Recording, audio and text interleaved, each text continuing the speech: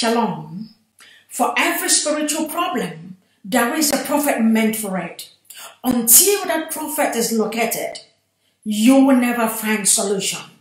So, connect with your prophet today and unlock the purpose of your life.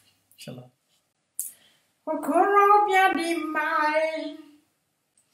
Master prophet, the awakened one. Iyi kwuru neme okorobịa dị mma onye amụma Yahuwah the great ya iyi kwuru neme okorobịa dị mma Biafra spiritual leader the awakened one iyi kwuru neme okorobịa dị mma onye amụma Yahuwah the great ya iyi kwuru neme okorobịa dị mma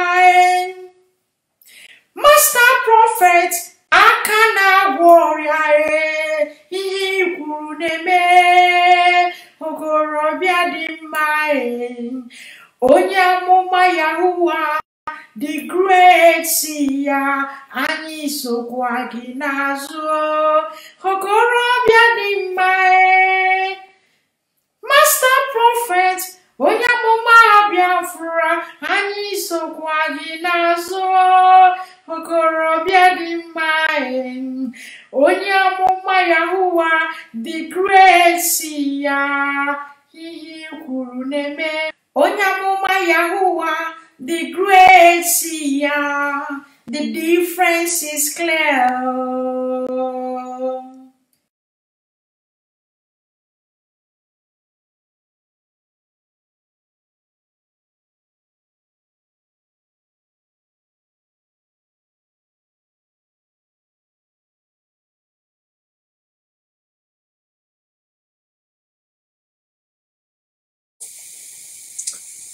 Mama. Udo.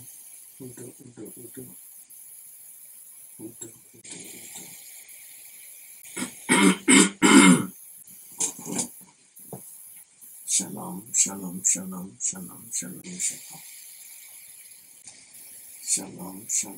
Udo.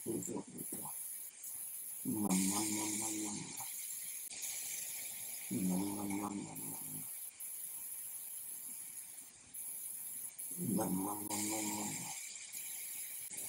Alana gbara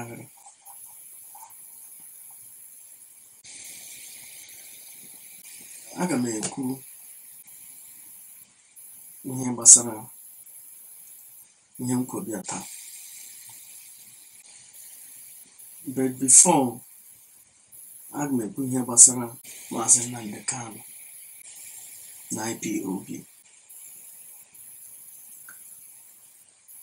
This is the Master Prophet, young Joshua Yawens, the awakened one of the Biafran people, Biafran spiritual leader, the prophet and the founder of the new Igbo Biafran indigenous religion, Rofana. Alibo na Alibu na Bahara. Since Maazị Nnamdi Kanu ji nọrọ n'aka ndị iro, Alibo wozi onye adara nganga ada. IPOB had been hijacked by fools and idiots and criminals. As I speak, those idiots are unleashing mayhem in Biafran land and a watch everywhere. Igbo na Igbo na was a big deal.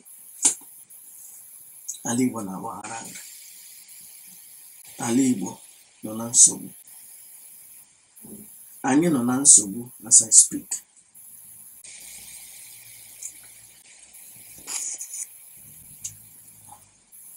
Asheri ya n'afọ a gara aga kidnapụ akwa ọkụkọ tiwara akị.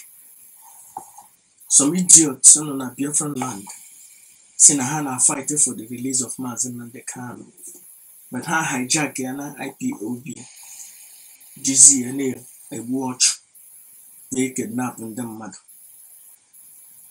Sometimes they kidnap or when they with the hair go. Here when he can or got home take you plan on it. Here what I'm up. Football your hole. Or how about when I would tell? I live on about on your bola Akayano na Ocho and a Bunali. You are not with Mazi Nnamdi Kanu. If you like, speak from now till thy kingdom come. On your bola, ondo to Chike Dezemo, ondo to Simon Epa, Akayano no Ocho, and Ebu, na Biafran land. You are on your own. You are not walking with Mazi Nnamdi Kanu. I don't want to use for. You are not working with Mazi Nnamdi Kanu. Ọ na-eme ka eje na mba eje gbute isi ndị iro bịa n'ụlọ bịa celebrate ya na egbu onye gbute isi ndị iro. But our people awụrụzie village champion nụzie na Biafran land na-create mayhem n'ala Igbo. Ala Igbo na-agbaghara aghara. Onye ọbụla aka ya nọ n'ọchụ a na-egbu na Biafran land na ụmụ nwanyị na-enweghị di cannot do their business. Nwoke mpa ya nwụrụ, nwoke na nwanyị mma ya nwụrụ cannot bury them in peace anymore without any bribe. Those thieves, those idiots, those bandits, they are now taking advantage of our people. Most of them won't do shit before. Then here was IPOB apata. Ha batazi ejie na egbu ọchụ. Ala Igbo na agbara. Onye ọbụla aka ya nọ n'ọchụ a na-egbu n'ala Igbo. Onye ọbụla nọ na redio na-akpọ ndị a ga-egbu na ndị a ga-akpa. You are not with Mazi Nnamdi Kanu. You are on your own. Ịchọrọ ebe ị ga-eji eme ihe siri ike pụọ na mba. Jee mee ihe siri ike na mba. Anyị anọ aha gị si yes. Na ụmụnna anyị na-eme ihe siri ike. Ị ga-abịa n'ala Igbo, ala Biafra.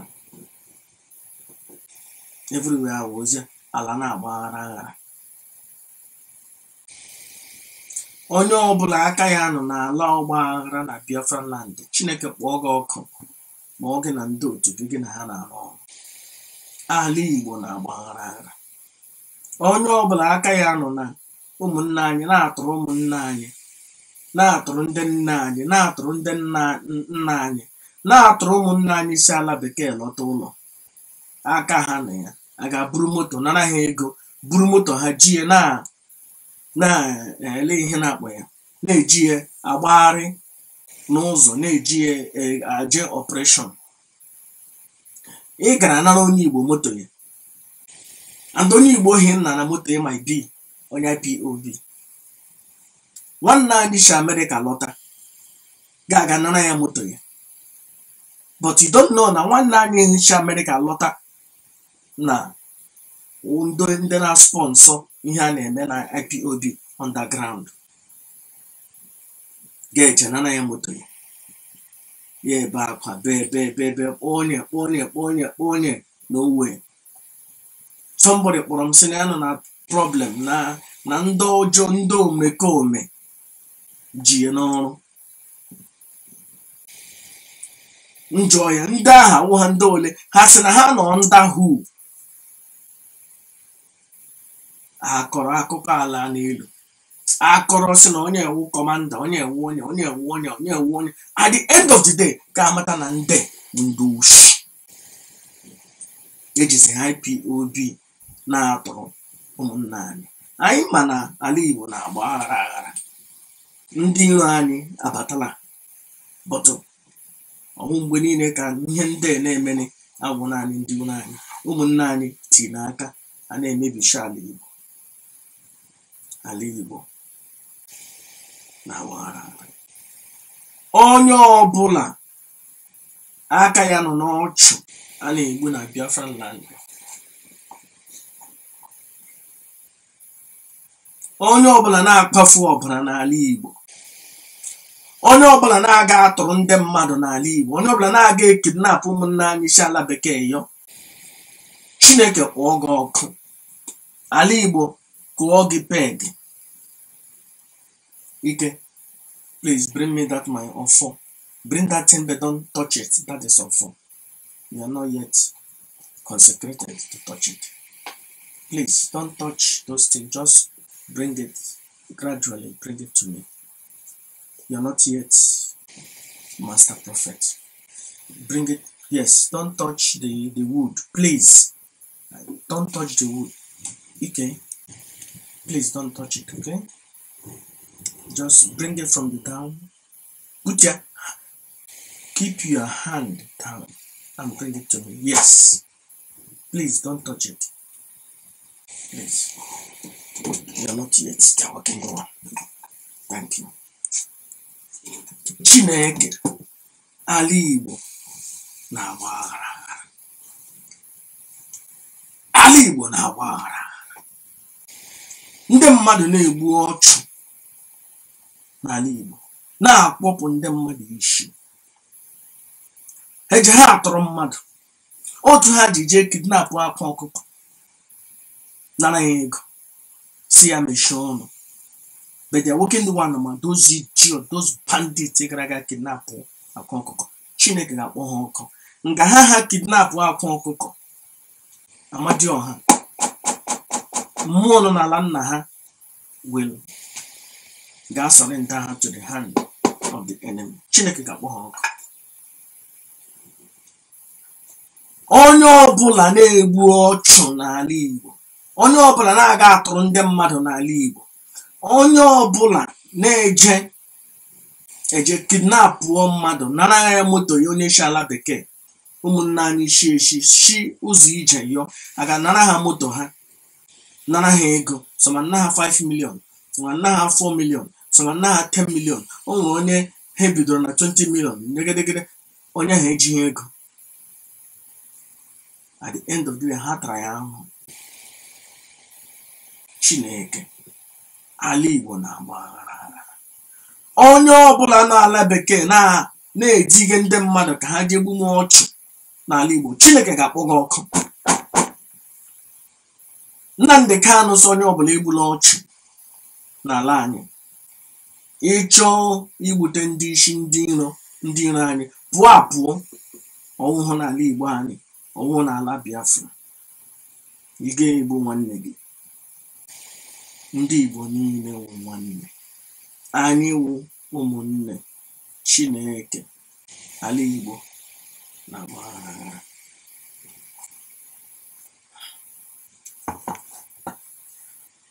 Aka m ga-eri na mmanya.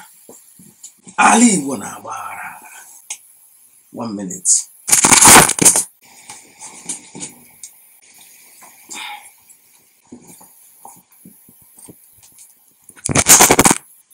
Chineke, ihe ọjọọ na-eme n'ala Igbo. Ndị mmadụ na-egbu ọchụ, akwụ ọchụ n'ala Igbo, eje egbupụ ndị mmadụ isi. Ụmụ nwaanyị na-enweghị di eje buru granọt ha fee n'ala, buru akpụ nkọrọ ha fee n'ala, buru jigbo ha fee n'ala, buru rice ha wụọ ya n'ala. Ndị na-agba keke, some of all these criminals enwechara ha keke ha na-ere. Ị chọziri irelease Maazị Nnamdi Kanu, ị bịara oshi ka ị bịara.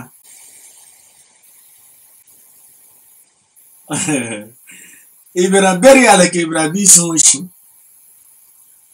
Ị bịara nga ndị mmadụ nwụrụ ka esi ka ị bịa lee ka ị bịa lee onye nwụrụ anwụ ka ị bịara bịa izu oshi. Chineke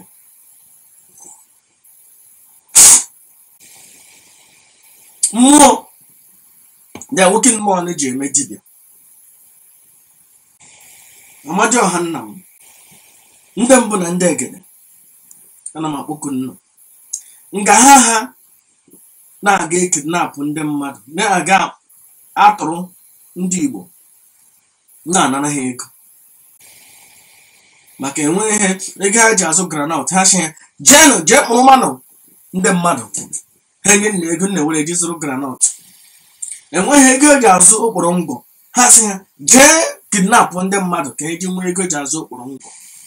Onye ọbụla aka ya nọ n'ime ihe, wepụ aka, ga-ewepụ ha aka, Chineke ga-akpọ gị ọkụ.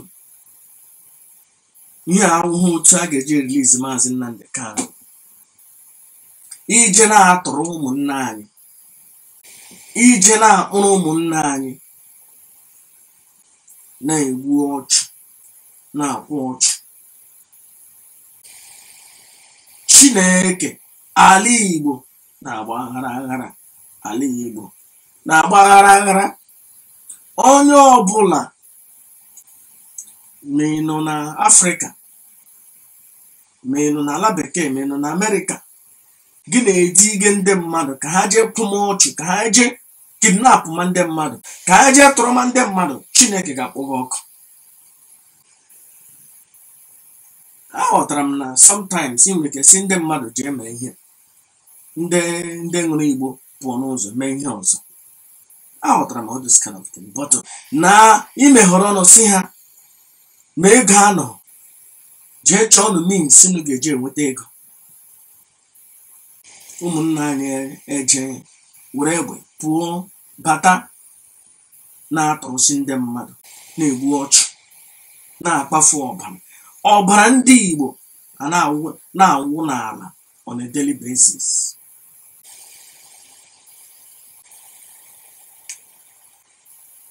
Chineke. Nnamdi Kanu, the Supreme Commander, saying because of ihe, biko ọkwụ m n'azụ, ụkwụ m na-eru ala, hapụnụ m ka m ji ụkwụ m gama. Ndị Igbo, the resolve of Maazị Nnamdi Kanu n'ala Igbo, ọhụkwa ndị oshi si na ha bi ala bekee, ihe ha nọwụ naanị na-ewere ego from YouTube and Facebook, and anaghị emebili obi ndị mmadụ nọ n'ala Igbo. Ụmụ anyị jee ahịa, eburu property ha wufushi anyị. Nwaanyị na-enweghị di, nwaanyị na-enweghị ihe ọ ga-eme, ele ihe ọ ga-eme mgbe ọ na-oje ha ahịa otu ụbọchị, abalị abụọ, abalị atọ, abalị anọ, abalị ise, abalị isii, abalị asaa, abalị asatọ, na nwekwara echiche. Nnu nwekwara ụbụrụ nnu eji enwe akamụ. Maazị Nnamdi Kanu si ọkwụ m n'azụ, ụkwụ m na-eru ala, na nnọ hapụ ya ka ya ji ụkwụ ya gama. Chineke, ala Igbo na-agba aghara aghara, ala Igbo na-agba aghara aghara. Onye ọbụla na-eje atụrụ ndị mmadụ n'ala Igbo, otu m na-eji ekwu ihe, nga ha na-eje atụrụ ndị mmadụ, na-eje eburu ji ndị mmadụ, na-eje zuru property ndị mmadụ, eburu keke ndị mmadụ, eburu moto ndị mmadụ, jee rerie, kụwashia pasị ya, jee ree ya na mpụ, jee ree ya na arịarịa Aba.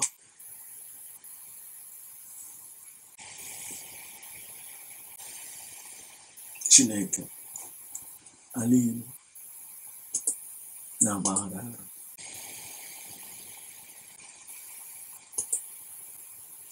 Ala Igbo na-agba aghara aghara. Ihe ọjọọ na-eme n'ala anyị, ihe ọjọọ na-eme n'ala Igbo. ihe ọjọọ na-eme.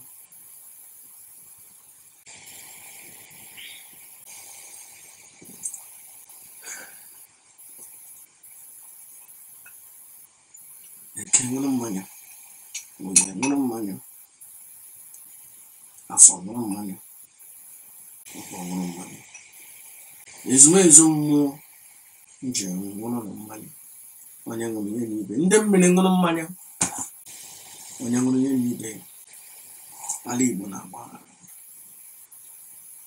maka ihi ndị okenye nọ n'ala Igbo ahapụla ọdịnala soro omenelu.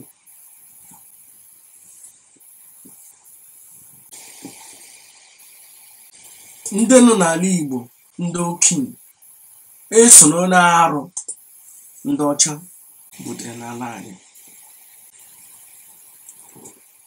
Ndị nwoke ndị nwa na-asị na aga m agba nkịtị,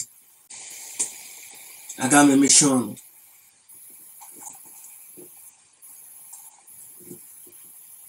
aga m akwụ ọnụ. Chukwu anyị adịghị abụọ, ọ naanị otu Chukwu ka anyị nwere. N'ụwa niile Chukwu adịghị abụọ, Chukwu wụ naanị otu, and Chukwu nke ndị Igbo. Mba niile nwere ihe na-enyere ha anyị, nke ndị Igbo bụ Chukwu. Chukwu anyị awụhụ ya ka ndị arụ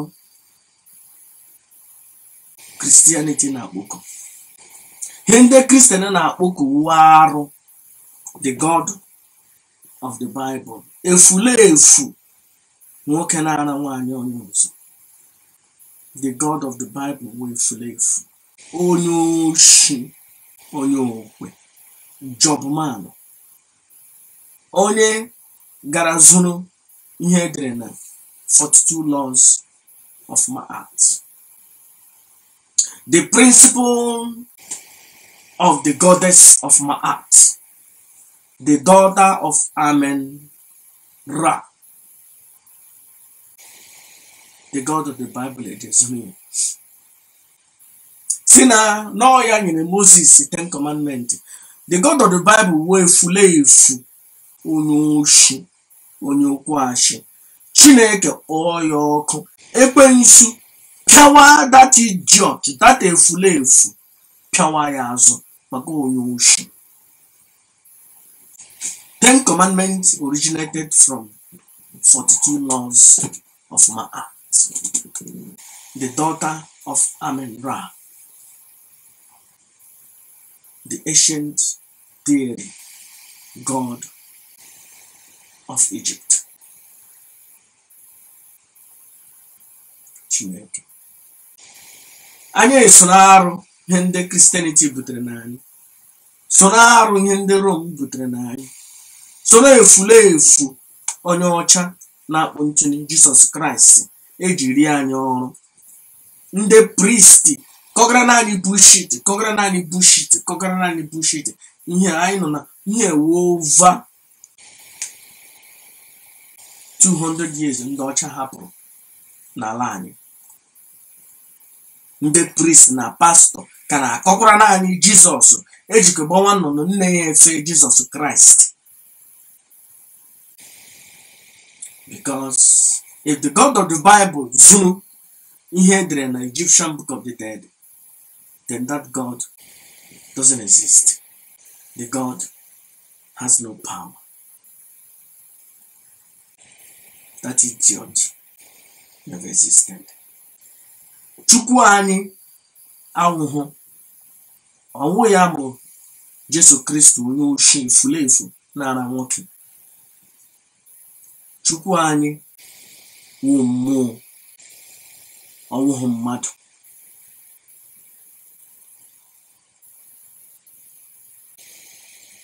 Chukwu anyị awụhụ mmadu. Chukwu anyị na-atọma nwaanyị ime. Chukwu anyị na-akpọrọ nwaanyị onye ọzọ. Ihe awụ the European concept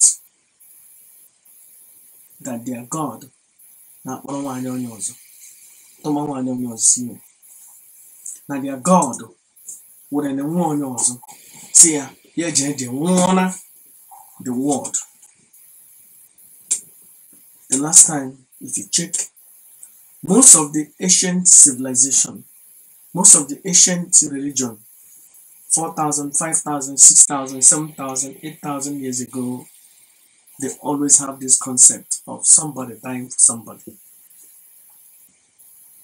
Even in the mighty Egypt, 50, 60, 70,000 years ago, 100,000 years ago, they have it. And that's where they copied all those bullshit. Ndị Igbo, kwụsịnụ ịghọrị onwe nnụ. Chukwu bụ naanị nke anyị. Oh, Master Prophet, nna gị gwara gị na Chukwu kere ụwa niile, nna gị eriri ya ọrụ. Akwụkwọ ọbụla ị na-agụ n'ala Igbo aba Chukwu were eje kpọọ ya ọkụ. Story ọbụla ị na-anụ n'ala Igbo aba Chukwu were elufuo ya. From today, gere ihe m na-akọrọ na gị. Anybody kọrọ na gị ihe gbasara Chukwu, the concept of Judaism and this rubbish of an issue from Israel, onye ọbụla kọrọ na gị akụkọ ọbụla gbasara Chukwu, delete it from your mind. Chukwu wụ agbara, Chukwu wụ mmụọ, Chukwu wụ ofu. Ndị ọcha na-aza Chukwu, ndị ọcha na-aza Chidebere, ndị ọcha na-aza Chigozie, ndị ọcha na-aza Ikechukwu, ndị ọcha na-aza Chikaọdị n'aka. Ọ naanị ndị Igbo na-aza ya.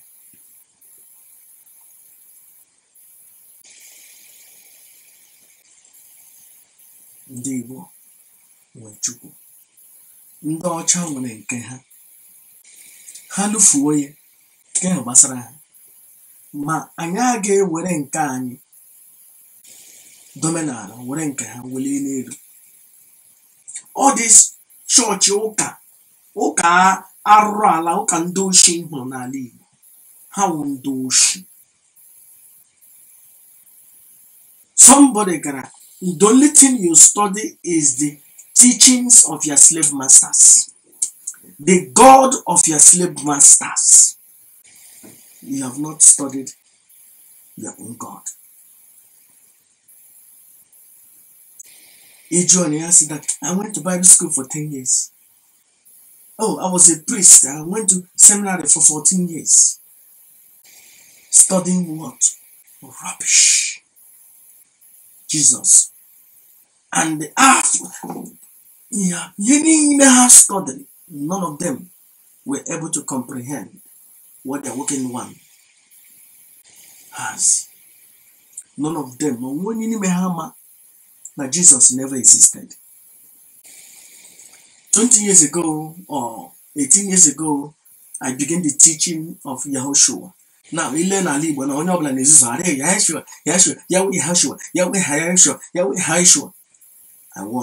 I am the first person Onibo that did that teaching.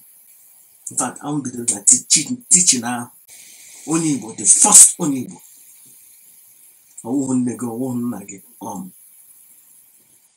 Because we thought our idea is a little tiny geja put out from Yendocha. Because if our language was supposed to be Hebrew, then that means 4,000, 5,000 years ago, when I'm on a Hebrew, I had a Hebrew name. So, if Christ means the anointed one, then in Hebrew, then it should be Yahushua. That is the way it started. Yahushua is not a name. Yahushua cannot help you. Yahweh Yahushua cannot help you. Because that person, Yahweh Yahushua, 65% that person never existed. 100% Jesus never existed. 1000% Moses, Abraham never existed. Yeah, no. Because it is written in the book of in Galatians. All these things are allegory. The story of Hagar are allegory. Something that was supposed to be allegory, and they're taking it seriously. Nigerian no. And finally, King James they made the position. Nayana Ramoke. Machiri Chopia no chichi. Ye tie. Now Jesus ye dere akwụkwọ ya. The story ya translated. In fact, we are there translated, but where some of. But at the end of the day, you need to translate the here no before. So that means he didn't make so much changes. So now the story on your corona Jesus Christ no onye na nwoke. Na ye na nwe na akpọ ntuni. Na Jesus na akpọ ntuni. No, your pastor didn't know that. All these priests in there na agbari na asị na ha wụ ndị Igbo, na ha wụ Muslim, na ha wụ Chukwu, na ha wụ Chukwu. Unu wụ Jesus. Efulefu na akpọ ntuni. Unu wụ God of the Bible. Efulefu and never existed. Arụ bụ afọ ya wụrụ ọdịnala. Arụ bụ afọ ya wụrụ omenala. Ugbo enwe no this idiot na-agbara everywhere na-akpọ onwe ha ndị dibịa. Ha nọkọta ha apụta na social media na-akọ rubbish.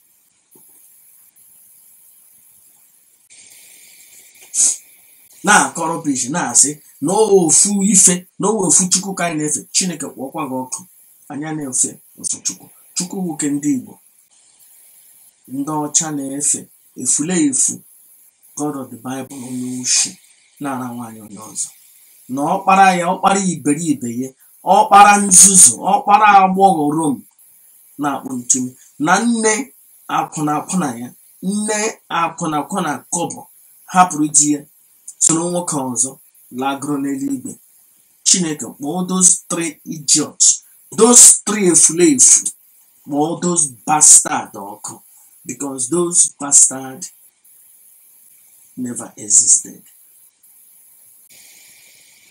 Chukwu anyị gara aka.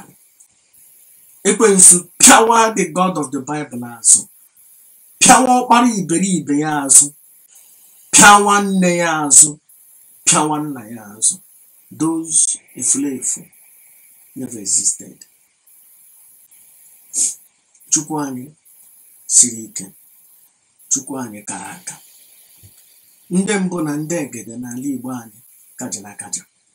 Ndị mmiri kara aka. Ekwensu mighty God of war kara aka. Siri ike karịa Jesus. Ekwensu ka Jesus ike. Jesus never existed. Why ekwensu ji kara Jesus ike? Because ekwensu were ancient mmụọ. Mmụọ dị in charge. Mmụọ ya na Chukwu nwere agreement gbara ọgbụgba ka ha chekwa ala Igbo. Ekwensu wu the God of war na-eje ọgụ. Chukwu anyị nwekwanụ chi ka mmụọ niile n'ala Igbo anyị. Ekwensu bụ ihe ọma. All God of war. Ọ mmụọ a na-eji eme ihe siri ike. Just like enwere ihe a na-akpọ a kind of principality, lower rank God of war.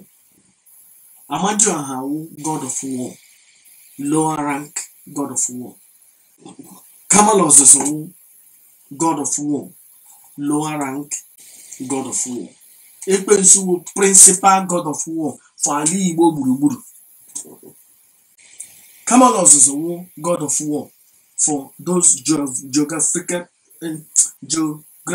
area of Umuahia, Afaruku Ibeko and other things. Or God of war na Enugu na Bagara.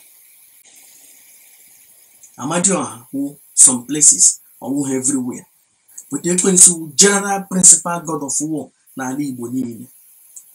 Chukwu dị in charge of mmụọ niile nọ n'ala anyị, mmụọ niile nọ n'ala Igbo anyị. Chukwu dị in charge, ha niile nọ nda Chukwu. Jizọs awụghị ọkpara Chukwu. Jizọs wụ ihe ndị ọcha jiji na-achọ ikpochapụ ọdịnala na omenala anyị. Catholic Church warụ, Christianity warụ, Jesus Christ ya warụ, God of the Bible warụ, Mary warụ. Arụ ga-ala n'ala Igbo. Arụ kwụsị n'ala anyị, maka ala Igbo na-agba aghara. Ekelele m nnu ndị mbụ na ndị ekele. Ekelele m mmụọ n'ebe nna m Amadioha. Kelee ndị ezumezu ha ma mmụọ nji na-arụ ọrụ, na ndị na-ejere m ozi na ndị na-ejere ozi. Asị m ọdịnala anyị ga-adị ka echi, maka echi a na-agwụ agwụ. Chineke ọ dịsi ndị dibịa na-edisivu ụmụnna anyị, na-agwa ha na ụka na ihe ọdịnala wụ otu. Chukwu gbaa ha aka ntị, pịa ha aka ntị. Chineke kpọọ ha ọkụ. Ọdịnala anyị has nothing to do with arụ ndị ọcha butere. Nke anyị bụ nke anyị, nke ha dịrị ha. Ndewo. Before ma alawa apụ, Maazị Nnamdi Kanu created IPOB. Just otu Chukwu, otu o jidere in charge ndị Igbo. Ugbu a ndị ọcha achọ substitute ya, werezie Jizọs mee higher than everything. Ekwensu, the god of war. Ndị ọcha nwere ekwensu mezie ya ihe ọjọọ.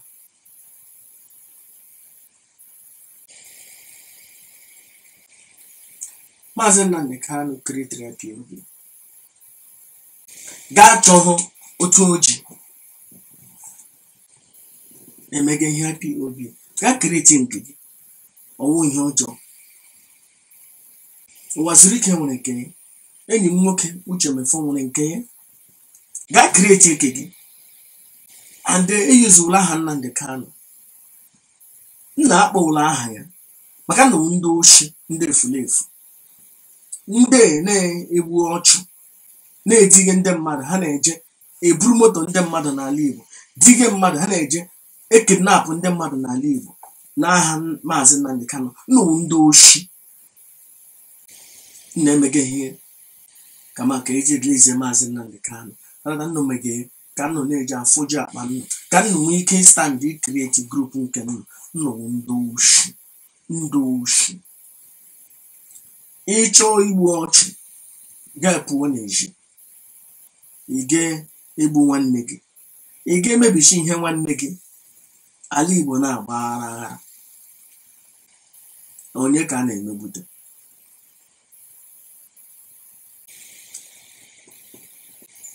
Wepụ n'aka na ihe ọjọọ. Wepụ n'aka na ihe ọjọọ. Create a group nke nna iche. Nna akpọwere IPOB. Na-eyuzu ule program Maazị Nnamdi Kanu. Na-eyuzu ule speech Maazị Nnamdi Kanu. If you cannot obey him, then don't use his name. Don't use his memorabilia. Because in a newly mammal, you know that you're not with him. You know what you are doing. In a Chennaman Gigi. You are making preparation for the rainy day. The working one knows. Amam. But there were a lot of our people who flew. They don't understand. Echana yawu ana talk na social media that it has to do with Maazị Nnamdi Kanu. Ịchọ inyere Maazị Nnamdi Kanu aka, ị ga-abịa ga-edestabilize ala Igbo anyị. Pụọ na-ejije eme ihe siri ike. A na-eti, hey, ele ndị na-eme ihe, hey, ị ga-abịa ala Igbo anyị na-agba aghara aghara. Ụmụ nwaanyị anụ eje anyị, ụmụ nwaanyị anụ eje ọrụ. Onye buru moto ọma pụta egide nara ya moto. Onye nne ya nwụrụ a ga-ekwe elie nne ya, onye nna ya nwụrụ a ga-ekwe elie nna ya. Chineke ihe nkwa ihe ọjọọ. Ala Igbo na-agba aghara aghara. Ala Igbo na-agba aghara aghara. Onye ọbụla aka ya nọ na ihe ọjọọ na-eme n'ala Igbo, wepụ aka, wepụ aka. Ndewonu mama. Onuwa abumonye Master Prophet nechere mechichomae. Abumonye nuwae onye kambo nuwa. Abumonye onye amụma Yahuwa nechere mechichomae. Abumonye nuwa onye kambo nuwa. Abumonye Master Prophet nechere mechichomae. Abumonye nuwae onye kambo nuwa. Abumonye Master Prophet nechere mechichomae. Abumonye nuwae onye kambo